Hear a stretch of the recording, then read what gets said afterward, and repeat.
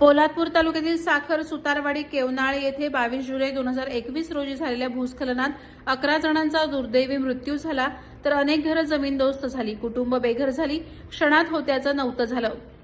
ही घटना घडल्यानंतर तत्कालीन मुख्यमंत्री, उपमुख्यमंत्री, आपत्ती पुनर्वसन मंत्री यांनी दरडग्रस्त कुटुंबियांना घरे तात्काळ दिली जातील असं आश्वासित केलं। मात्र या घटनेच्या 4 वर्षांनंतरही दरडग्रस्त कुटुंबियांना हक्काच्या घरांच्या प्रतीक्षेत आहेत। अनेक वेळा आवाज उठवूनही, आंदोलनं, उपोषणाचा पवित्रा घेऊनही शासनाच्या उदासीन कारभारामुळे दरडग्रस्त अजूनही हक्कांच्या घरापासून वंचित आहेत। साखरगावच्या ग्रामस्थांनी आपली माती आपली माणसं सामाजिक संघटनेच्या सहकार्याने 13 ऑगस्ट 2024 या विरोधात आत्मदहन आंदोलनाचा पवित्रा घेतला। मात्र महाराष्ट्र राज्याचे कॅबिनेट मंत्री भरत गोगावले यांच्या मध्यस्थीने अनेक नाट्यमय घडामोडीनंतर आंदोलन स्थगित करण्यात आलं।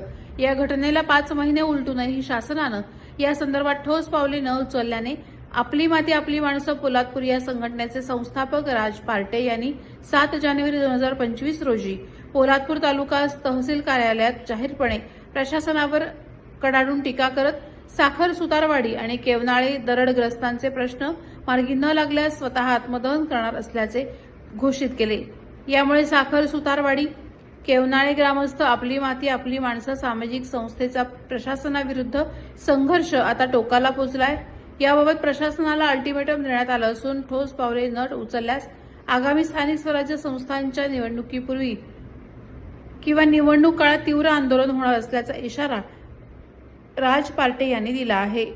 मुख्य संपादक संदीप जाबडेसह कोकण न्यूज मराठी, पोलादपूर, रत्नागिरी, पोलादपूर, रायगड।